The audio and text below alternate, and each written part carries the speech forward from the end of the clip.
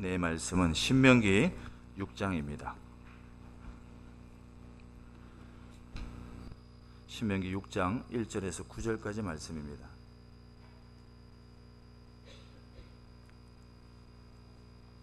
구약 성경 271쪽쯤에 있습니다. 신명기 6장 1절에서 9절까지 말씀입니다. 찾으셨으면 한 절씩 교독하시겠습니다.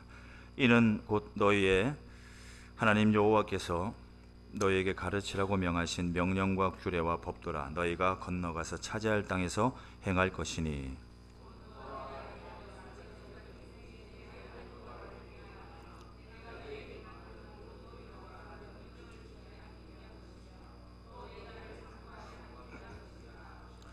이스라엘아 듣고 삼가 그것을 행하라. 그리하면 내가 복을 받고 내 조상들의 하나님 여호와께서 내게 허락하심 같이 젖과 꿀이 흐르는 땅에서 내가 크게 번성하리라.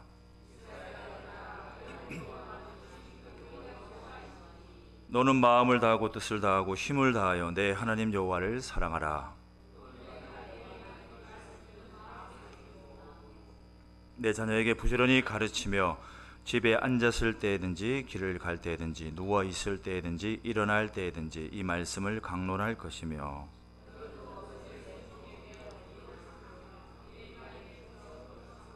함께 읽겠습니다. 또 내 집 문설주와 바깥문에 기록할지니라. 아멘. 할렐루야. 3일밖에 안 됐는데 참 보고 싶었습니다. 할렐루야. 이 시간 수요 기도를 통해 주시는 말씀이 이 세대의 희망이며 모든 문제의 해답임을 우리가 알고 오늘도 온전히 예수님과 동행하시는 그런 시간 되시기를 주님의 이름으로 축복합니다. 앞뒤 좌우 옆에 보시면서 이렇게 인사합니다. 잘 오셨습니다. 잘 오셨습니다.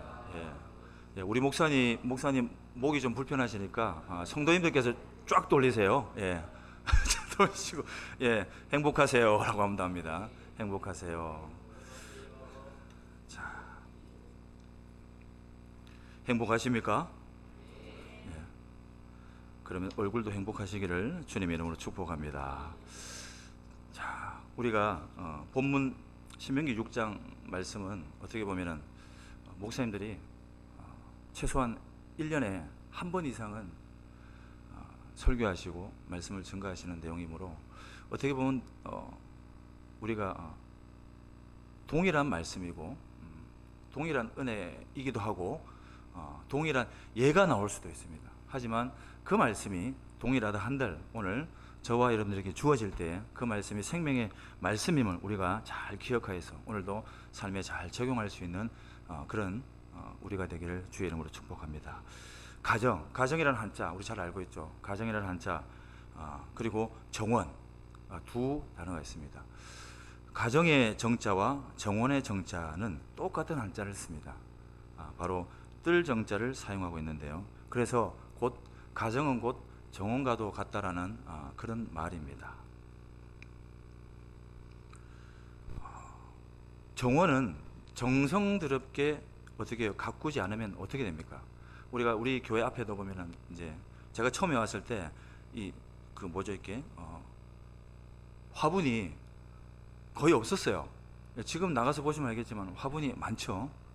그래서 늘 행복하답니다. 행복해 보이죠, 제가. 그래서 아침에 눈을 뜨면은 가장 먼저 하는 일이 새벽기도 끝나고 가장 먼저 하는 일이 이 화분에 물을 주는.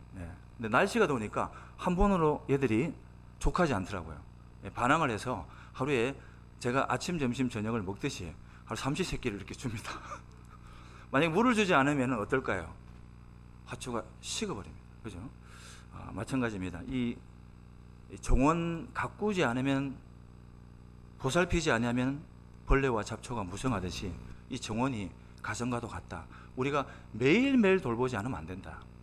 그러니까 늘 보편적으로 늘 보는 가정, 함께하는 가정이고 함께하는 가족이니까 오히려 더 편하게 대하다 보니까 잘 돌보지 못할 때가 있다는 것입니다. 그러므로 우리는 가정 안에 평안을 위해서 행복을 위해서 늘 가정을 돌보아야 된다라고 하는 것입니다.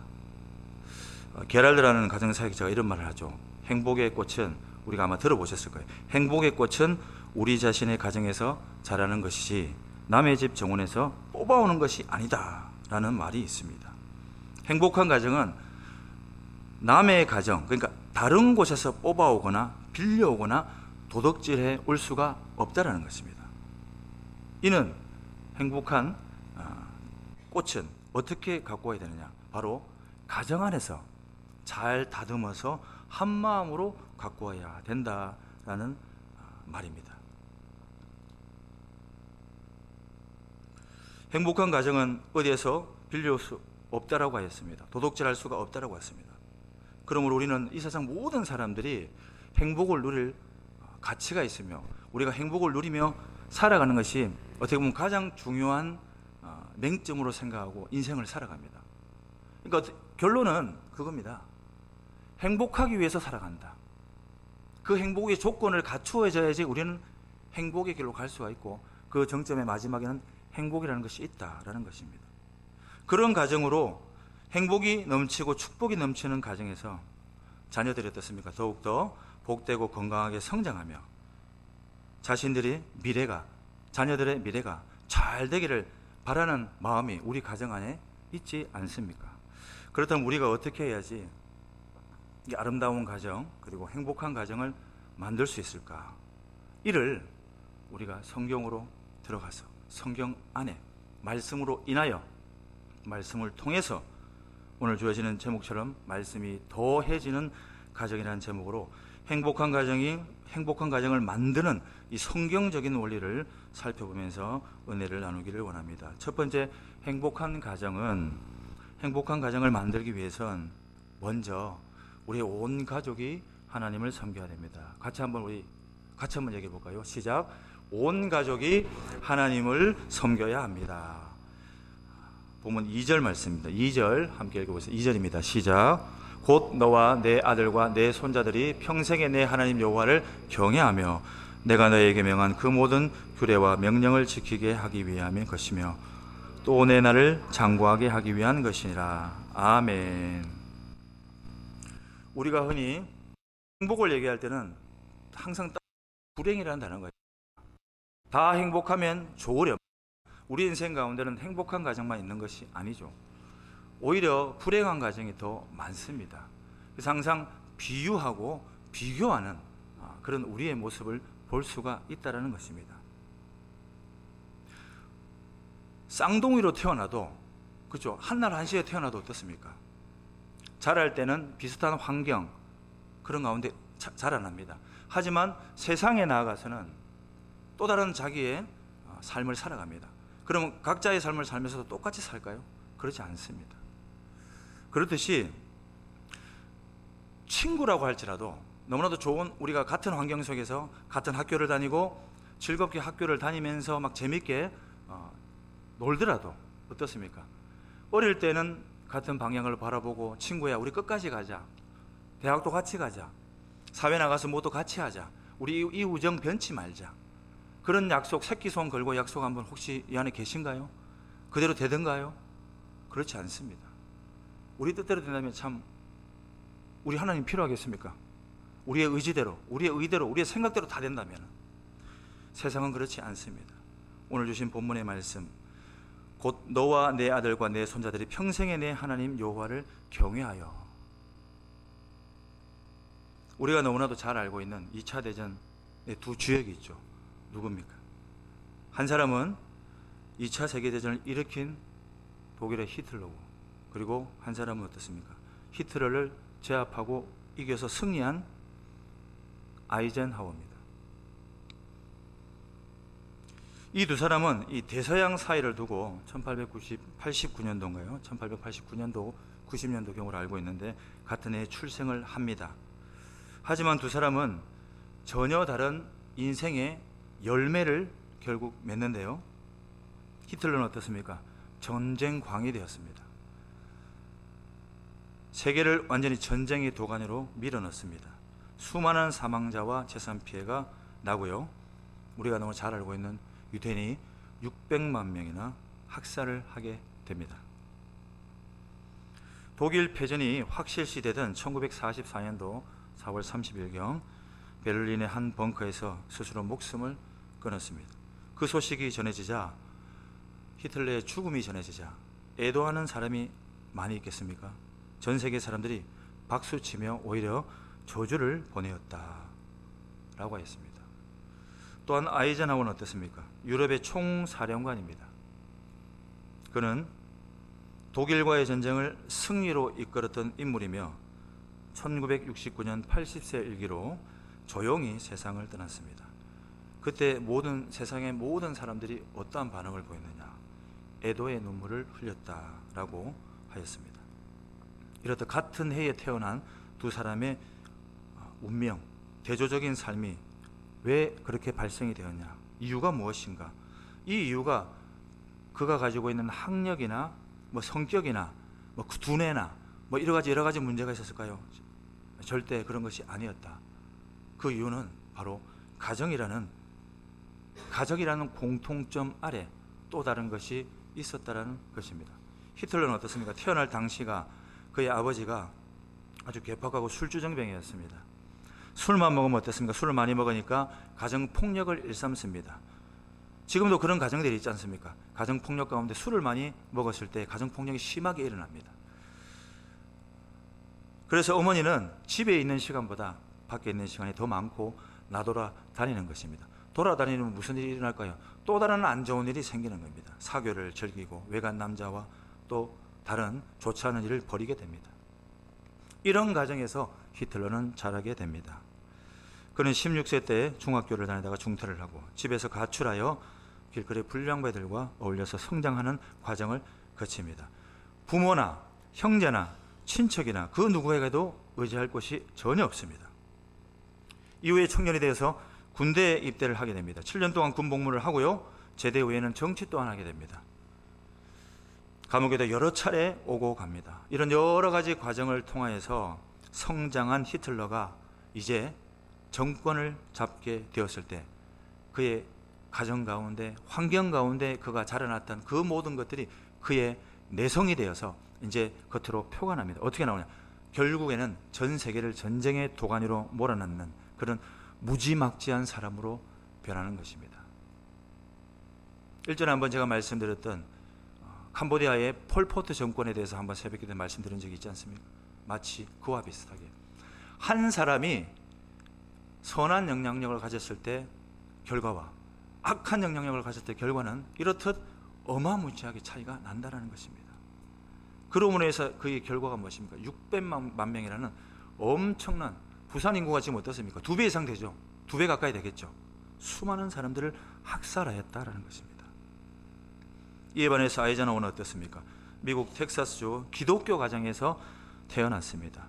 아버지께서 농부였기에 농부 집안에서 성장하였지만 중요한 사실은 농부의 가정이지만 신앙의 가정으로 잘 성장하였고 신앙의 교육을 잘 받았으며 하나님을 잘 믿었고 그러므로 그 가정에는 평안함이 있었다. 또한 아이젠하워도 육군 사관학교인 웨스트 포인트에 들어가게 됩니다. 그러므로 군인의 길을 걷게 됩니다.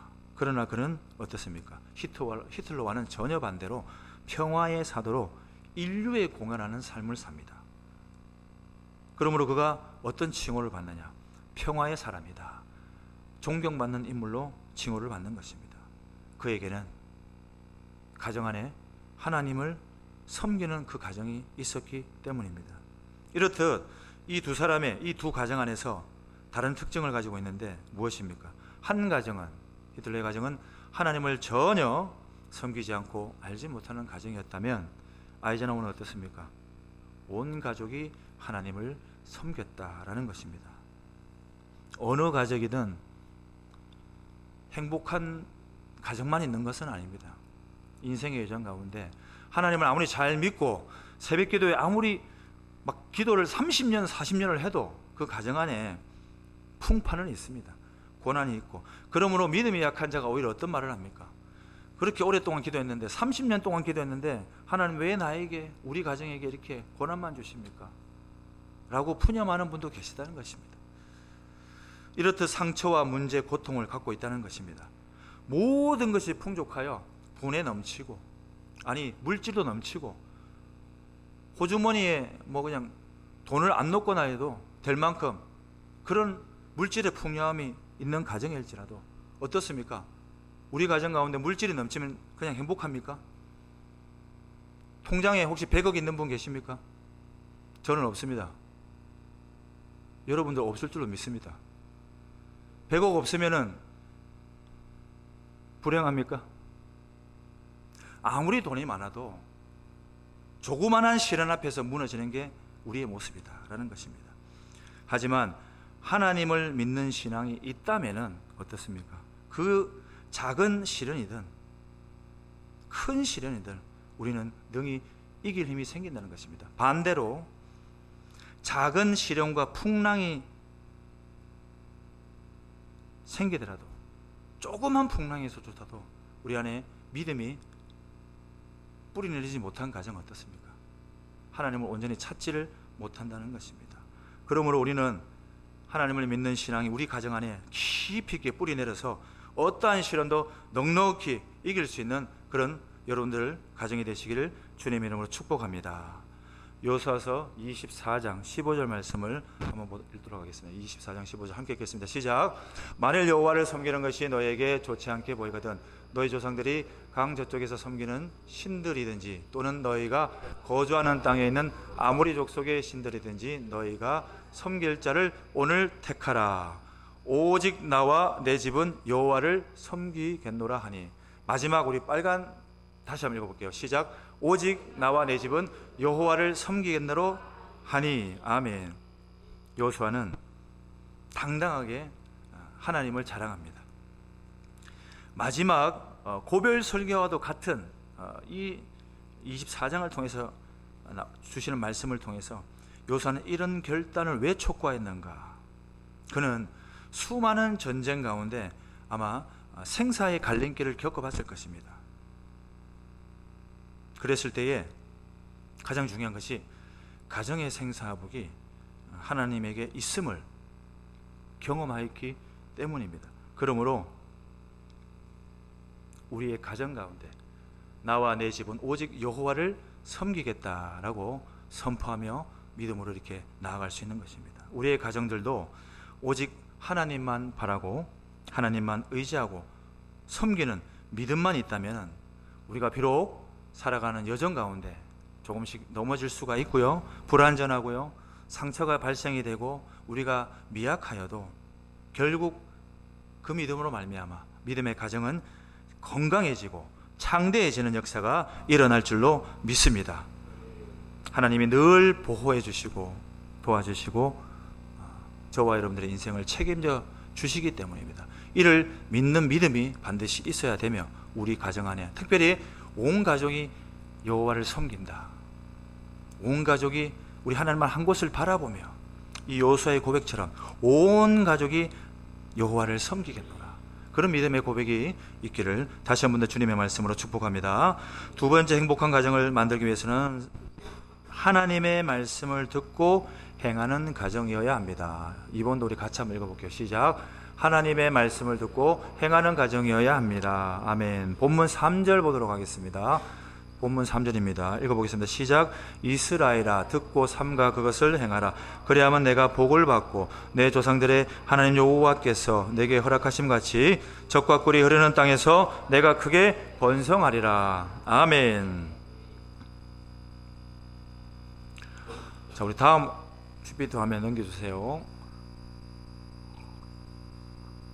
너무나 잘 아는 산이죠, 그죠? 미국 사우스 다코타주에 있는 러시모어라는 유명한 산입니다. 미국의 가장 훌륭했던 대통령 4명의 얼굴이 조각되어 있는 화강암 벽입니다. 보시면은 거기서 왼쪽부터 4명을 보게 되면 4명이 조지 워싱턴, 그리고 토마스 제퍼슨, 그리고 루즈벨트, 마지막에 오른쪽에 에브라함 링컨입니다. 이 조각상은 이집트의 피라미드보다 훨씬 더 큰 것입니다. 제일 좌측에 있는 조지 워싱턴 대통령의 사람이 아니니까 저기 이제 조각상이니까요. 머리만 해도 발음을 잘해야 되는데 18m입니다. 굉장히 크죠, 그죠? 18m입니다. 건물의 대충 5, 6층 정도 되는 높이입니다. 전체 높이는 142m 정도가 된다고 합니다. 건축가 거친 보그름이라는 사람이 1927년 60세 되던 해부터 조각을 하기 시작하여 14년에 걸쳐서 조각했는데 마지막에 조각을 마무리하지 못하고 운명하고 그의 아들이 현재 마무리 지었다라는 그 조각상입니다. 이들이 공통점이 있는데 공통점이 무엇이냐? 이 조각상으로 세워진 네 사람, 이 네 분의 대통령의 공통점이 무엇이냐? 그는 바로 하나님의 말씀인 성경을 그들의 생활의 삶의 이념으로 삼고 심지어는 정치적 이념으로 삼았다는 사실입니다. 먼저 조지 워싱턴은 미국 초대 대통령으로 취임하는 자리에서 성경이 아니면 세계를 다스릴 수 없다라고 하면서 성경에 손을 얹고 선서를 하였다라고 했습니다. 두 번째, 토마스 제퍼슨은 미국 독립선언서의 작성자로서 미합중국은 성경을 반석으로 삼아 서 있다라고 강조하였습니다. 그리고 최연소 대통령이 된 루즈벨트는 신실한 크리스찬인 부모님 밑에서 성장하였고요. 그가 말하기를 어떠한 방면에서 활동하는 사람이든지 막론하고 자기의 생을 참되게 살기를 원한다면 나는 그에게 반드시 성경을 연구하라 라고 권하겠다라고 말씀하였습니다. 마지막으로 링컨은 가난하여 제대로 학교 교육을 받지 못하였습니다. 언제나 성경을 곁에 두고 부지런히 읽고 말씀대로 행하며 지켜 살려고 힘쓰고 노력했다라고 하였습니다. 이후에 그는 대통령이 되어서도 우리가 잘 알고 있죠.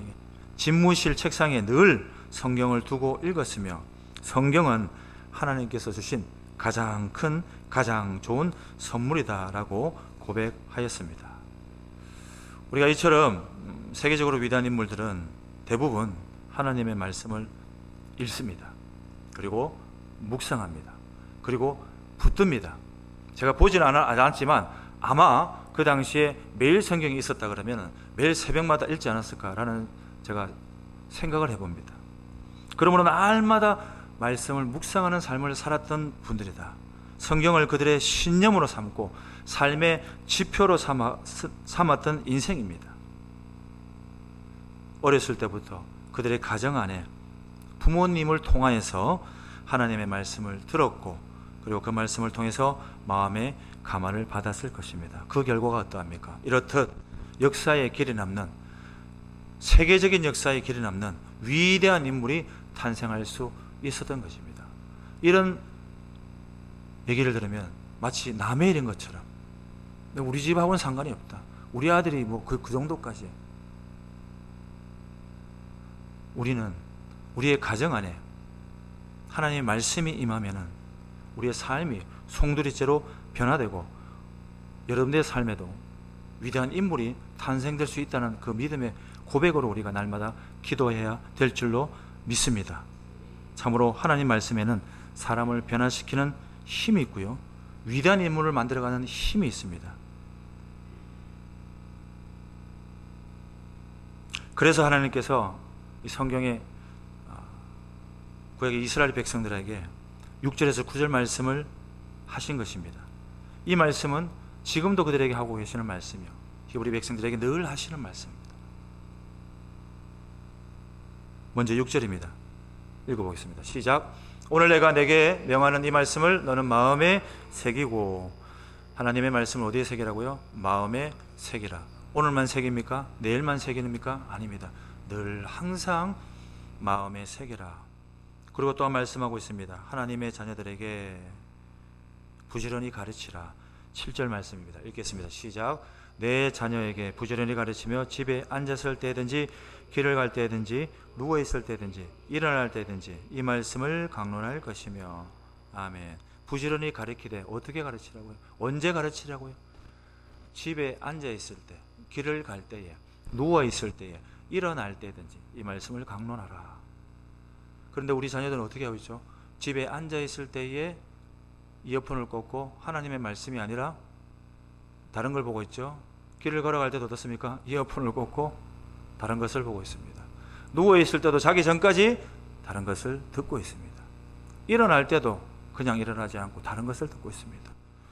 찬양하는 친구들이 하나님 앞에 두 손을 들고 기도함으로 열심으로 하나님 성령의 임재를 간구하면서 찬양을 합니다. 청년들이 간구합니다. 1절에 말씀드렸듯이 그들이 무엇을 듣고 어떤 찬양을 들으며 말씀을 들으며 그들이 은혜를 받는지 궁금하여 뽑아서 들었습니다. 트로트가 막 흘러나옵니다. 물어봅니다. 이 노래를 듣고 하나님을 찬양할 수 있니 너는? 저는 철저하게 저를 관리를 하기 때문에 이거와 이거는 별개입니다.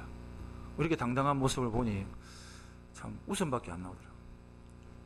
우리가 하나님의 말씀을 깨달아 주님 하나님의 말씀을 듣고 찬송하고 기도하는 과정도 우리가 어떻습니까? 단계가 있지 않습니까? 하나님의 말씀을 먼저 듣고 상기 묵상하고 그 말씀으로 우리가 내 마음을 새기고, 이도 힘들기 때문에 날마다 우리는 어떻습니까? 집에 앉아 있을 때든 길을 걸어가든 누워 있을 때든 일어날 때든지 그 말씀 우리 마음이 새기면서 늘 그 말씀 가운데 내가 살겠다고 결단하며 살지는 않습니까? 그럼에도 불구하고 우리 가운데 늘 또 다른 생각의 죄, 눈으로 보는 죄, 망상의 죄, 수많은 죄를 짓고 사는 모습이 바로 우리의 모습입니다. 그러므로 이런 삶을 살아가는 이스라엘 백성에게, 아니 저와 여러분들에게 과거가 아닌 지금 살아계신 하나님의 말씀이 지금 이곳에 임하는 것입니다. 우리 8절 한번 읽어보겠습니다. 8절입니다. 시작. 너는 또 그것을 내 손목 매어 기호로 삼으며 내 미간에 붙여 표로 삼고. 손목 미간에 말씀을 붙이라는 것입니다. 유대인들은 지금도 이렇게 하고 있다라는 것입니다. 과거의 말씀이 아니라 지금 살아계신 하나님의 약속을 그대로 지켜 행한다는 것입니다. 또한 9절 말씀 보겠습니다. 9절입니다. 시작. 또 내 집 문설주와 바깥 문에 기록할지니라. 아멘. 집문 대문에 말씀을 기록하고 살아라. 하나님의 말씀을 필요한 곳에만 넣어두는 것이 아니라 우리 삶 가운데 모든 곳에, 보이는 것과 마음판에, 보이는 곳조차, 심지어 우리가 살는 모든 가정의 들어오는 입구까지도 모든 곳에 하나님의 말씀을 새겨라 라는 말씀입니다. 실제로 이스라엘 사람들은 지금도 그렇게 행하고 있다. 그 결과가 어떻느냐? 노벨상이나 미국의 금융권이나 정치권이나 경제권이나 모든 것을 유대인들이 좌지우지하고 있다라고 하고 있습니다.